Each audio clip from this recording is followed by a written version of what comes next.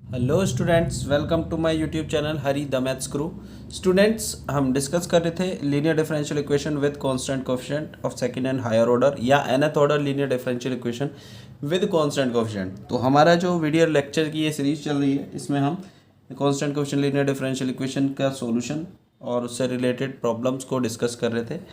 तो अभी तक हमने e⁴ax के लिए पी के केसेस से रिलेटेड क्वेश्चन डिस्कस किए थे और साइन ax और कॉस ax की फॉर्म है तो उसके लिए पी के से रिलेटेड क्वेश्चन डिस्कस किए थे। अभी साइन और कॉस से रिलेटेड क्वेश्चंस डिस्कस करेंगे, e⁴ax के भी एक दो क्वेश्चन डिस्कस करेंगे जिससे थोड़ा रिवाइज हो जाए और फिर नेक्स्ट हम केस को डिस्कस करेंगे एग्जाम्पल के साथ जो यूनिवर्सिटी एग्जाम में क्वेश्चन आए हुए हैं। तो स्टार्ट करते हैं। तो सबसे पहले हम डिस्कस कर रहे हैं problem based on P formula, जिसमें कि हम 1 derivative operator function sine ax या कॉस ax की फॉर्म या साइन ax प्लस बी या कॉस ax की प्लस बी की फॉर्म होगी, उसके लिए हम पी निकालेंगे। तो जस्ट उसमें हमें क्या करना होता था, हमने डिस्कस किया था। बस ये जो साइन ax या कॉस ax या साइन ax प्लस बी या कॉस ax प्लस बी, इनमें से कोई भी फॉर्म है तो जस्ट आपको यही पी निकाल का फॉर्म लगानी है और x का कोफिशिएंट जो भी दिख रहा है एंगल में, x का कोफिशिएंट तो वो आपको a बता देगा। जस्ट आपको वहाँ से पी आई निकालने के लिए d² को -a² से रिप्लेस कर देना है और पी आई निकल आएगा। ध्यान रहे, साइन के एंगल में जो x का कोफिशिएंट है वो d² को किससे रिप्लेस करना है वो बताएगा, यानी कि d² को -a² से रिप्लेस करना है। उसके लिए आपको a चाहिए होगा और a साइन के एंगल में x के कोफिशिएंट से मिलेगा। उस ध्यान रहिए, d² को -a² से रिप्लेस करना है, -a के होल स्क्वायर से रिप्लेस करेंगे, ये रॉन्ग हो जाएगा, ये करेक्ट है। ठीक है, क्लियर। अब इससे रिलेटेड क्वेश्चन हम डिस्कस। तो ये एक प्रॉब्लम है जिसमें कि कहा गया है solve the differential equation d²y/dx² plus 5dy/dx minus 6y is equal to sine 3x plus cos 2x। इसको सॉल्व करना है। ये एग्जाम में यूनिवर्सिटी एग्जाम में 2010 और 2014 में 2 टाइम्स यूनिवर्सिटी एग्जाम में आया हुआ है। सॉल्व करते हैं इसे। जैसा कि हमने डिस्कस किया था, किसी भी constant coefficient linear differential equation को सॉल्व करने के लिए कांस्टेंट कोएफिशिएंट कब कहेंगे, जब डेरिवेटिव और डिपेंडेंट वेरिएबल y सभी के कोफिशिएंट कांस्टेंट हो। जहाँ से यहाँ पर डेरिवेटिव का कोफिशिएंट 5 कांस्टेंट है, y का कोफिशिएंट डिपेंडेंट वेरिएबल का कोफिशिएंट कांस्टेंट है, यहाँ पर भी सेकंड ऑर्डर डेरिवेटिव का कोफिशिएंट 1 जो कि कांस्टेंट है। तो ऐसी इक्वेशन को सॉल्व करने के लिए हमें इसका सॉल्यूशन चाहिए होगा और सॉल्यूशन बनता है y यानी कि डिपेंडेंट वेरिएबल की value, that means y equal to C F plus P I से। और सॉल्यूशन के लिए हमें दोनों चीज़ें चाहिए होती है, सी एफ और पी आई। सी एफ मतलब कॉम्प्लीमेंट्री फंक्शन और पी आई मतलब पर्टिकुलर इंटीग्रल। सी एफ निकालने के लिए प्रोसेस हमने डिस्कस किया था। पहले जो भी डिफरेंशियल इक्वेशन है d/dx को कैपिटल D से रिप्लेस कर देते हैं। रिप्लेस करने पर इक्वेशन हमारी इस फॉर्म में कन्वर्ट हो जाएगी। ऐसा कन्वर्ट करने के बाद उसके लिए हमें ऑक्सिलरी इक्वेशन बनानी होती है। उसके लिए d को m से रिप्लेस करते हैं, राइट हैंड साइड जो भी है उसे 0 कर देते हैं और y को 1 रिप्लेस कर देते हैं। तो ऑक्सिलरी इक्वेशन बन जाती है।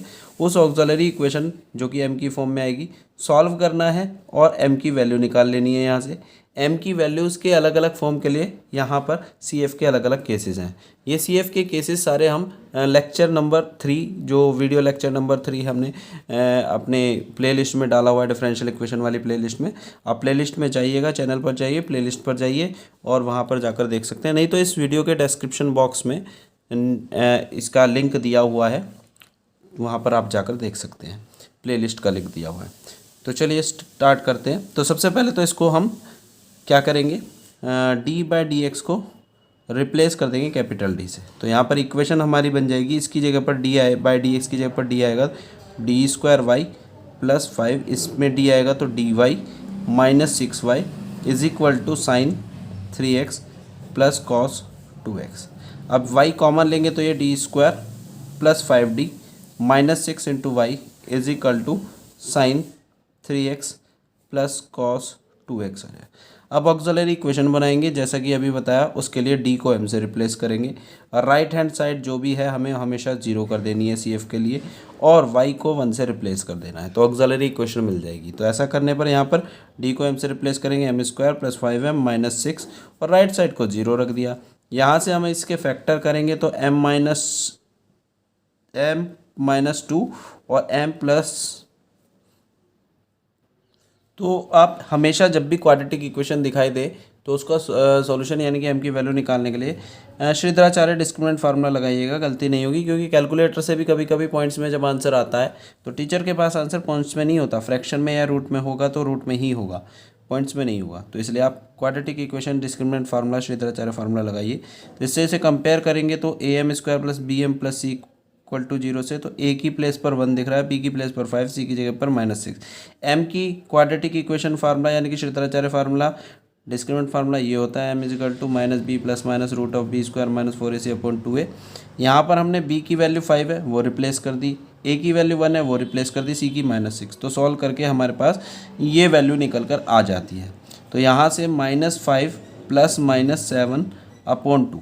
तो m की वैल्यू अगर हम देखें तो दोनों साइन के अकॉर्डिंग एक तो आती है m इजिकल टू -5 प्लस 7/2 और दूसरी वैल्यू m की निकल कर आती है -5 -7/2। तो यहाँ से अगर हम देखें तो सॉल्व करके ये बनेगी m की वैल्यू 1, और यहाँ से अगर हम देखें तो m की वैल्यू यहाँ से बनेगी -6।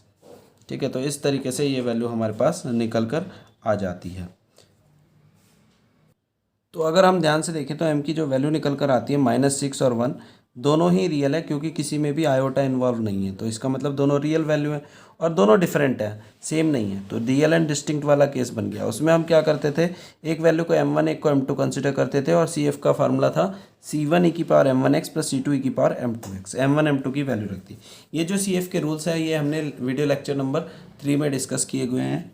वहाँ से आप अगर नहीं आपको क्लियर है तो वहाँ पर डिस्क्रिप्शन बॉक्स में उसका लिंक है, वहाँ से देख सकते हैं।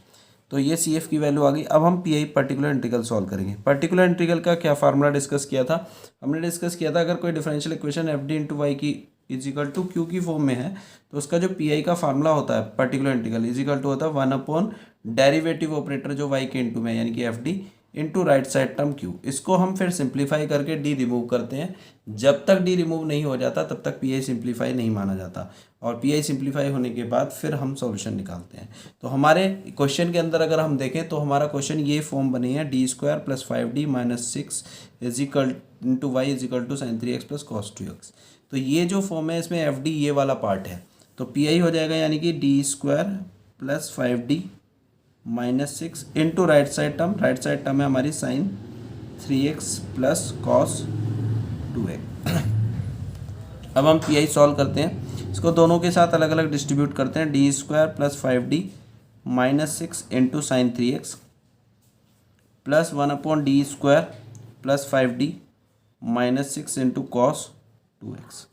अब अगर हम ध्यान से देखें तो अभी ऊपर डिस्कस किया था साइन या कॉस का केस है, तो आपको सिंपल सी बात जो भी ये फॉर्म है इसको साइन AX से कंपेयर कर लेना है, साइन AX से, और a को आइडेंटिफाई करना, तो a की जगह पर 3 है।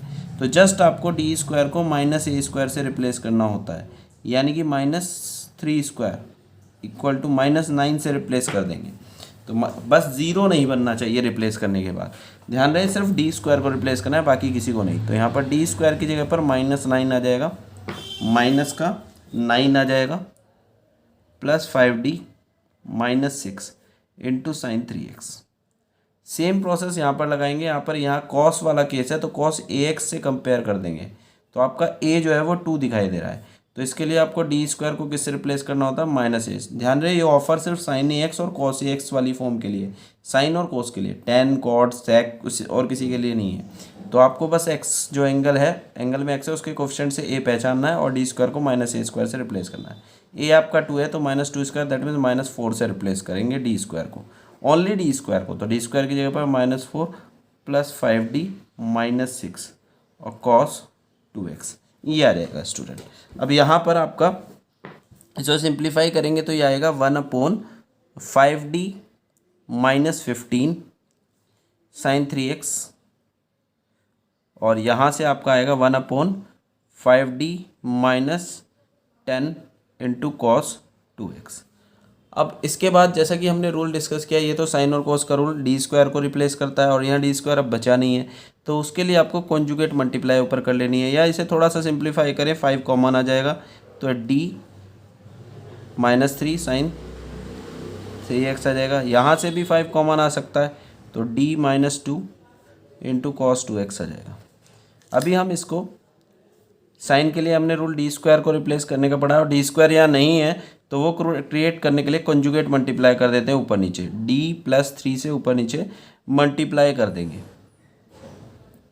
और ये आपका साइन 3x चल ही रहा है। सेम यहाँ पर भी आप कंजुगेट मल्टीप्लाई करेंगे 1/5। d-2 का कंजुगेट क्या होगा, d+2, उससे ऊपर नीचे मल्टीप्लाई कर देंगे। इससे क्या बेनिफिट होगा कि ये ऊपर d+3 आपका था ही sin 3x, और नीचे a minus B A plus B, A square minus B square का फार्मूला बन जाएगा, दैट मीन्स d² - 9 इसे हम लिख सकते हैं, प्लस d+2, ऐसे नीचे क्या होगा 5 कॉमन, d² - 4 का फार्मूला बन जाएगा ए प्लस बी ए माइनस बी के फार्मूले से, cos 2x। इससे क्या बेनिफिट हुआ, अब आपका d² क्रिएट हो गया, और हमारा साइन वाला और cos वाला रूल यही कहता है कि हम सिर्फ d² को रिप्लेस कर सकते हैं -a² से, और a हमारा यहाँ पर 3 है, तो यहाँ पर -a² यानी कि -3 का स्क्वायर यानी -9 आ जाएगा d² की जगह पर। तो इस तरीके से नीचे से तो d रिमूव हो गया। अब सेम प्रोसेस आप इसमें लगाएंगे, d² को -a² यानी कि -4 से रिप्लेस करेंगे, तो ये आपकी वैल्यू यहाँ से सॉल्व करके आ जाएगी d+3 अपॉन, तो यहाँ पर हमने देखा कि जो d² है उसको रिप्लेस करना होगा, sin ax वाला केस है तो -a² से, दैट मीन्स -3² -9 से रिप्लेस किया, ये वैल्यू आ गई। ऐसी यहाँ पर भी d² है तो d² को -a², a यहाँ पर 2 है तो -a² मीन्स -2² से -4 से रिप्लेस किया। उसके बाद इसे सिंप्लीफाई किया तो सॉल्व करके ये वैल्यू आ गई, यहाँ पर ये आ गई।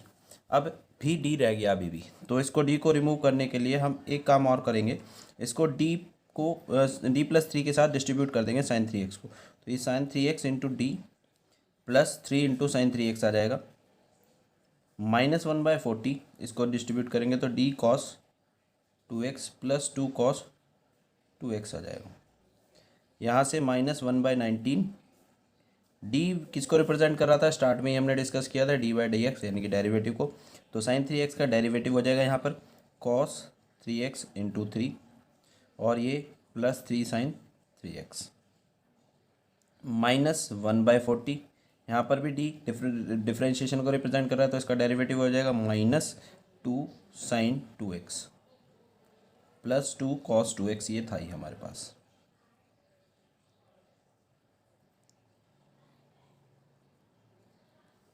तो इस तरीके से ये वैल्यू हमारे पास मिल जाती है, पी की वैल्यू आ जाती है। तो यहाँ पर y = CF प्लस पी इसका सोल्यूशन हो जाएगा। CF कॉम्प्लीमेंट्री फंक्शन हम निकाल चुके थे पहले, c1 e⁻ (6x) + c2 e⁻x, और पी ये जो था हमारा यहाँ से 3 कॉमन आ गया, तो सेम 3 कॉमन आकर कैंसिल आउट होकर ये बनेगा 1 - 1/3 cos 3x plus sin 3x, और यहाँ से 2 कॉमन आकर आपका ये बनेगा। तो ये फाइनल जनरल सोल्यूशन है इसका। ये एग्जाम में आपके क्वेश्चन 2010 और 14 में आया हुआ है। एक क्वेश्चन और डिस्कस करते हैं, ये 2008 में यूनिवर्सिटी एग्जाम में आया हुआ है। फाइंड करने को कह रहा है solution d² - 4d - 5y = e⁻2x plus 3 cos 4x plus 3, ये 4x प्लस 3 टोटल एंगल में है। तो सोल्यूशन निकालने के लिए पहले हम ऑक्सिलरी इक्वेशन बनाएंगे, उसके लिए d को m से रिप्लेस कर देंगे, तो m² - 4m - 5 और y को 1 राइट साइड 0 रखेंगे तो ये आ जाएगा। यहाँ से हम इसकी m की वैल्यू फाइंड आउट करें तो m की वैल्यू सॉल्व करके हमें मिल जाती है m की -1 और 5, जिसमें से कि अगर हम ध्यान से देखें तो दोनों ही रियल वैल्यू है, किसी में आयोटा इन्वॉल्व नहीं है। एक वैल्यू m1 हो गई, दूसरी m2, तो रियल एंड डिस्टिंक्ट वाला केस हो गया। तो इसके लिए CF का फार्मूला होता है C1 e⁻m1x plus C2 e⁻m2x। लगा देते हैं formula C1 e⁻−x plus C2 e⁻5x। अब हम PI सॉल्व करेंगे, पर्टिकुलर इंटीग्रल। PI किसके इक्वल होता है, 1 derivative operator into right side term है e⁻2x plus 3 cos 4x plus 3। इसको सिंप्लीफाई करेंगे तो 1/d² -4d -3 into e⁻2x plus 3 into 1/d² -4d -5 into cos 4x plus 3। अब यहाँ पर PI सिंप्लीफाई करने के लिए हमने e⁻ax के लिए रूल डिस्कस किया था कि आपको जो e⁻ax से कंपेयर करना है, a को आइडेंटिफाई करना है, a यहाँ पर 2 आ रहा है, और d को जस्ट a से रिप्लेस करना होता है e⁻ वाले केस के लिए, और 0 नहीं बनना चाहिए। तो a की वैल्यू यहाँ पर 2 है तो आप d को 2 से रिप्लेस कर देंगे, तो यहाँ पर 2² -4 × 2 4 × 2 -5 ध्यान रहे ये रिप्लेस करने से पहले आपको चेक कर लेना है टोटल जीरो तो नहीं बन रहा है। अगर जीरो नहीं बन रहा है तो ना हम रिप्लेस नहीं करेंगे यहाँ पर डी को 2 से। फिर +3 इंटू, इसमें कॉस वाला केस है तो कॉस में हमने पढ़ा था कि अगर आपका कॉस AX या कॉस AX + B का केस है तो आपको कंपेयर करके A आइडेंटिफाई करना है और ये यहाँ पर हमारा 4 है। उसके बाद D² को रिप्लेस करना है -A² से और जीरो नहीं बनना चाहिए तभी रिप्लेस करना है। ध्यान रखिए सिर्फ D² को रिप्लेस करना है -A²। A यहाँ पर 4 है तो -4² दैट मीन्स -16 से रिप्लेस करेंगे तो -16 -4D -5 इंटू कॉस 4x + 3, ये वैल्यू हमारी यहाँ से आ जाएगी। इसको सिंप्लीफाई करें तो सिंप्लीफाई करके -e⁻²x/9 और यहाँ से माइनस कॉमन लेंगे तो ये 3/4D + 21 इंटू कॉस 4x + 3 आ जाता है। तो यहाँ से वैल्यू हमारी -e⁻²x/9 माइनस, इसमें वही कहानी कि हमें जब तक यहाँ पर D² नहीं मिलेगा हम इसमें D को रिमूव नहीं कर सकते क्योंकि कॉस के केस में तो D² को -A² से रिप्लेस करना होता है।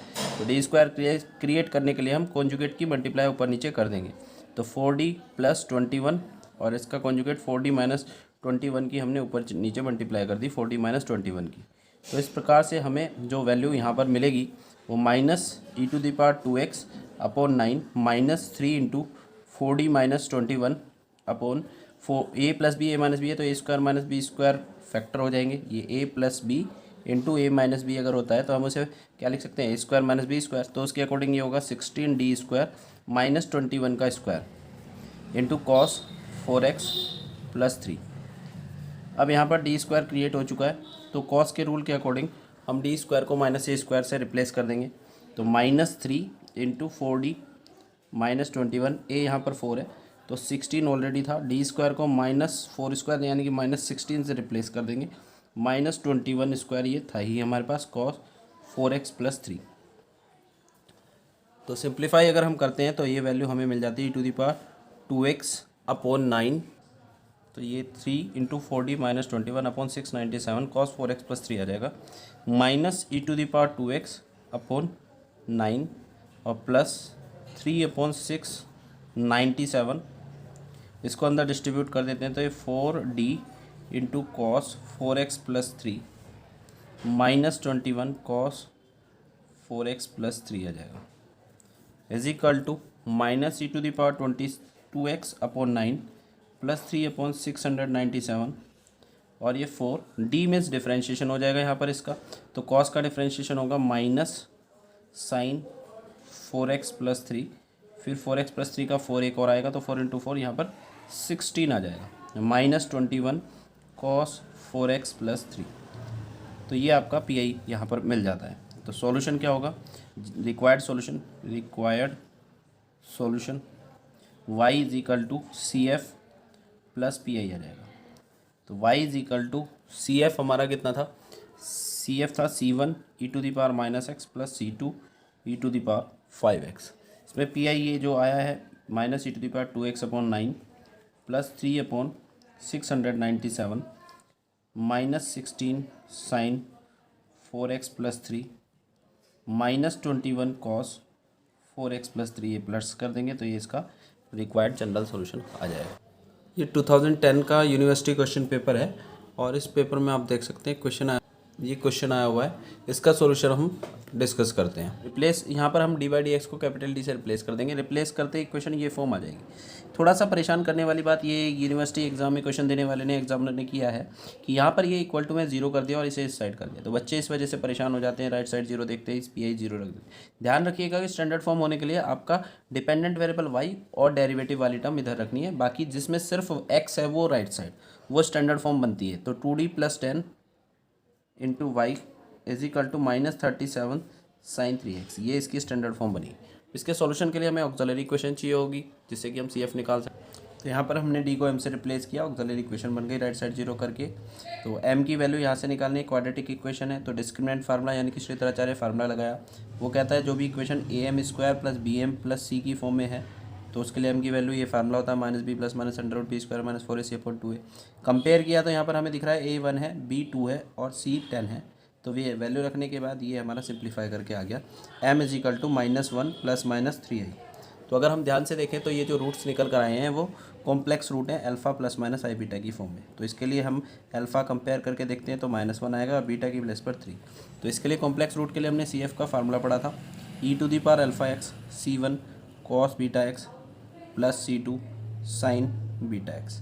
तो वो हमने अप्लाई किया यहाँ पर e⁻−x C1 cos 3x plus C2 sine 3x, ये हमारा CF आ गया। अब हम इसका PI पर्टिकुलर इंटीग्रल निकालेंगे। क्या फार्मूला होता है, 1 डेरिवेटिव ऑपरेटर। डेरिवेटिव ऑपरेटर क्या था वो हम यहाँ से देख सकते हैं, इक्वेशन हमारी स्टैंडर्ड फॉर्म ये बनी थी। तो डेरिवेटिव ऑपरेटर होता है ये y के इंटू में जो है d² + 2d + 10 into right side term हमारी है -37 साइन 3x। इसको सिंप्लीफाई करना है तो अभी हमने डिस्कस किया ये साइन वाला केस है, तो इसे हम साइन AX से कंपेयर कर लेंगे। साइन AX तो आपको a की वैल्यू 3 दिखाई दी और इसके लिए हमने पढ़ा था d² को रिप्लेस कर देता होता है -a², यानी कि d² की प्लेस पर -3 का स्क्वायर दैट मीन्स -9 आएगा। तो रिप्लेस कर देते हैं यहाँ पर, तो ये आएगा 1/-9 + 2d + 10 इंटू -37 साइन 3x। ठीक है स्टूडेंट, इज इक्वल टू यहाँ से सिंप्लीफाई करेंगे तो बनेगा 2d + 1 -37 इंटू साइन 3x। अभी भी अगर हम ध्यान से देखें तो d रिमूव नहीं हुआ है। हमें PI तब तक सॉल्व करना होता है जब तक d रिमूव ना हो जाए, और d रिमूव करने के लिए d² वाला ही रूल है साइन और कोस के लिए। तो d² नहीं है तो वो बनाने के लिए हम इसकी कंजुगेट मल्टीप्लाई कर देंगे न्यूमरेटर और डिनोमिनेटर में 2d - 1 से। तो जैसे ही हम मल्टीप्लाई करेंगे तो नीचे फार्मूला बन गया a + b a - b का, तो उसके अकॉर्डिंग फैक्टर फार्मूले से ये हमारा आ जाएगा यहाँ पर वैल्यू अपॉन में क्या आ जाएगी, यहाँ पर ये आ जाएगा 2d² यानी कि 4d² -1² 1।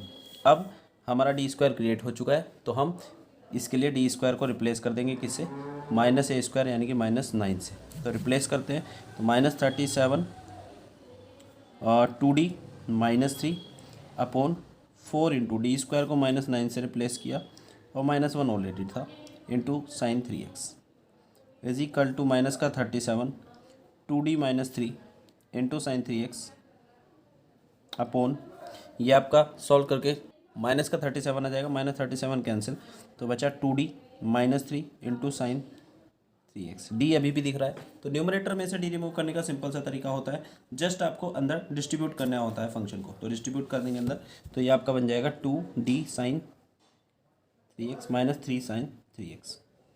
d यहाँ पर डेरिवेटिव को रिप्रेजेंट कर रहा है तो इसका डिफरेंशिएशन हो जाएगा, साइन 3x का डिफरेंशिएशन cos 3x इंटू 3 तो ये 6 cos 3x आ जाएगा और -3 साइन 3x ये है। तो ये आपका PI आ गया। तो रिक्वायर्ड जो सॉल्यूशन होगा, रिक्वायर्ड सॉल्यूशन आपका हो जाएगा y = CF + PI। तो y = यहाँ से आ जाएगा CF हमारा था e⁻−x C1 cos 3x plus C2 sine 3x plus 6 into cos 3x -3 sine 3x। तो ये तो रिक्वायर्ड सॉल्यूशन बना, बट वो सॉल्यूशन के साथ लिए कंडीशन भी दे रहा है, इसका मतलब C1 C2 की वैल्यू निकाल कर इसमें रिप्लेस। यहाँ पर एक ये आपका 2d - 1 था तो यहाँ पर 2d - 1 ही आएगा, 3 नहीं आएगा, ये 3 एक्स्ट्रा आ गया था। ये -1 आएगा, यहाँ पर भी -1 आएगा, यहाँ -1 आएगा, यहाँ पर -1 की वजह से यहाँ पर 3 नहीं आएगा, पहले 3 था तो इसलिए 3 × 2 हो गया था। तो ये आपका फाइनल सॉल्यूशन हो जाएगा। बट अभी कंडीशन गिवन है तो वो हम अप्लाई करेंगे, और कंडीशन जो गिवन है उसके लिए हमें y की वैल्यू क्वेश्चन में दी है और dy/dx के लिए कंडीशन दी। अब हम गिवन कंडीशंस जो है वो अप्लाई करके कांस्टेंट C1 C2 की वैल्यू फाइंड करेंगे और यहाँ पर रिप्लेस कर देंगे। तो x0 रखने पर यहाँ पर y की वैल्यू 3 दी हुई है, 3 रख दिया। x0 रिप्लेस करने पर e⁻0 1 हो जाएगा, यहाँ cos 0 1 होगा तो ये C1, और यहाँ साइन 0 रखेंगे तो साइन 0 0 हो जाएगा, ये टर्म C1 + 0 रह जाएगा। यहाँ पर x0 रखेंगे तो cos 0 1 इसलिए ये 6 बचेगा, और यहाँ साइन 0 0 हो जाएगा। यहाँ से सॉल्व करेंगे तो आपको C1 की वैल्यू यहाँ पर -3 मिल जाती है। तो नेक्स्ट कंडीशन अप्लाई करने के लिए dy/dx की वैल्यू की रिक्वायरमेंट है। तो हम पहले इसका डेरिवेटिव कर लिया हमने, y का x के रेस्पेक्ट में किया तो ये प्रोडक्ट रूल लग जाती है इसमें डिफरेंशिएशन के लिए। First term as it is, second का डिफरेंशिएशन, फिर फर्स्ट टर्म का डेरिवेटिव e⁻x का -e⁻x, second as it is 6 cos 3x का डेरिवेटिव करेंगे तो 6 as it is cos 3x का आएगा -3 साइन 3x, तो 6 3 जा 18 -18 cos साइन 3x आ जाएगा। साइन 3x का करेंगे तो 3 cos 3x। अब अप्लाई कर देते हैं। हमें क्वेश्चन में कंडीशन क्या गिवन है? गिवन है कि dy/dx इक्वल टू 3 है, इक्वल टू 0 है एट x इक्वल टू 0 पर। तो ये अप्लाई कर देते हैं यहाँ पर। तो स्टूडेंट यहाँ पर हमारा ये जो था x0 रखने पर यहाँ पर cos 0 1 बना था और इंटू 3c2 बचेगा, ये 3c2। अब यहाँ पर हम c1 की वैल्यू जो आई थी -3, ये रिप्लेस कर देंगे c1 की प्लेस पर। तो सॉल्व करके ये c2 हमारा 0 आ जाता है। अब ये वैल्यू c1 एंड c2 की जो वैल्यू है इक्वेशन ए में रख देंगे। इक्वेशन ए कौन सी वाली है? ये वाली जो हमारा y था। इसमें c1 की जगह पर हमें c1 की वैल्यू रख देनी है, दैट मीन्स कितना -1, और c2 की जगह पर 0। तो रिप्लेस कर देते हैं। तो हमारा y is equal to c1 की जगह पर -3 रखेंगे और c2 की जगह पर 0। तो यह रहेगा e⁻−x, c1 की जगह पर -3 रखा तो -3 cos 3x और plus 6 cos 3x minus sin 3x। अब क्वेश्चन में पूछा गया है कि value y at x equal to π/3 पे पूछा गया है, π/2 पे। तो x इक्वल टू π/2 इसमें हम रिप्लेस कर देंगे तो y निकल आएगा। तो जैसे ही हम π/2 रखेंगे -3e⁻−π/2 cos 3π/2 आ जाएगा, प्लस 6 cos 3π/2 माइनस sin 3π/2। तो स्टूडेंट यहाँ से हम देख सकते हैं कि जो y की वैल्यू है जो -3e⁻−π/2 और cos 3π/2 कितना होगा 0, और मल्टीपल ऑफ π/2 cos के लिए 0 होता है, ये भी कितना हो जाएगा 0 हो जाएगा। और यहाँ पर sin 3π/2 की वैल्यू -1, तो सिंप्लीफाई करके y की वैल्यू +1 आ जाती है। तो रिक्वायर्ड आंसर ये हमारा हो जाएगा y इक्वल टू 1। जो क्वेश्चन में पूछा गया था कि y इक्वल टू 1 वैल्यू पूछी गई थी एट x इक्वल टू π/2 पर y क्या होगा, तो वो हमारा आंसर y इक्वल टू 1 होता है।